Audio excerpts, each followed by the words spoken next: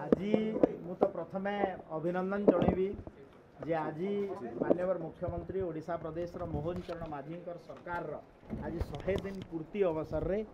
आमे मु समस्त को प्रथम अभिनंदन जनाऊँगी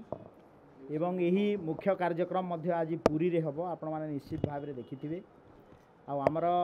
100 दिन भितर आम सरकार अचीवमेंट आज विभिन्न गणमाध्यम प्रिंट्स मीडिया इलेक्ट्रोनिक्स मीडिया रे मध्य ताहा बाहरी एवं यही दिन रे आज गोटे बड़ विशेषत्व जे आमे Odisha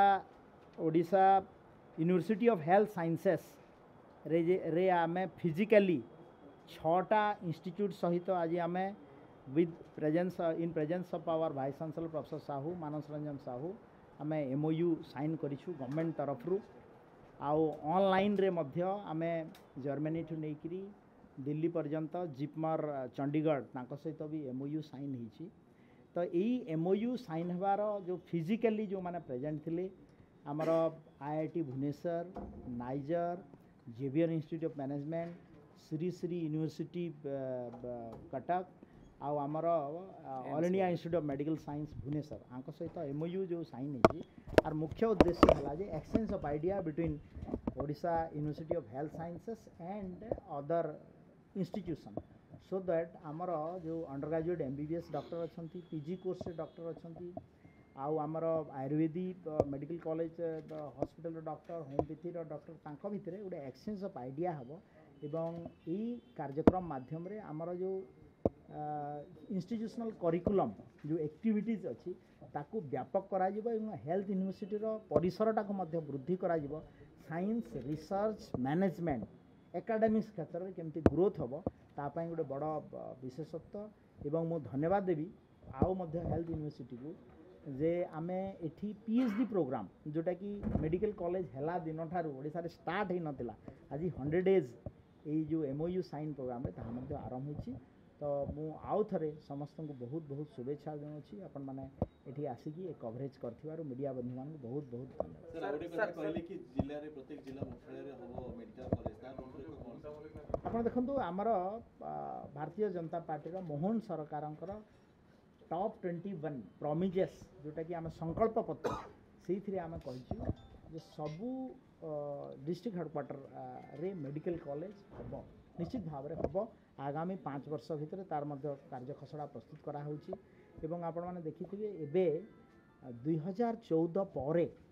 जेतेबेले honourable prime minister of India Atal Bihari Vajpayee ji जो युग पुरुष आम कहितिलु 2014 रे जेतेबेले आमर प्राइम मिनिस्टर नरेंद्र मोदी जी आसिले सरकार को से गोटे नुआ नियम कले जे सबू भारत वर्षर सबू जिले में मेडिकल कॉलेज हम ओडिशा रे मध्य तापरे देखिथिबे कना एटा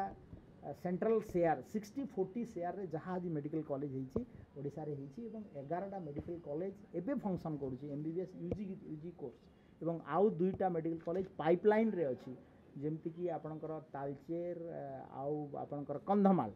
तो से भाया आम सबू जाक जिला हेडक्वार्टर रे मेडिकल कॉलेज करने यहाँ डबल इंजिन रो सरकार निश्चित भाव में मोहन सरकार नेतृत्व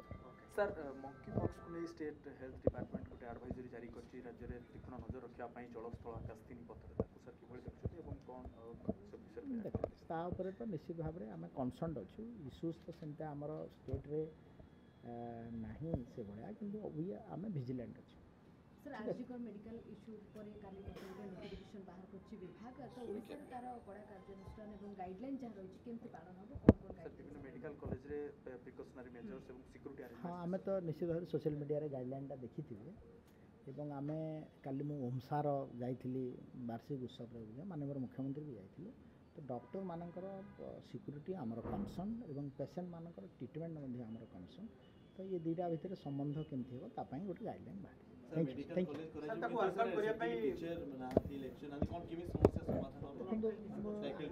आज 100 डेज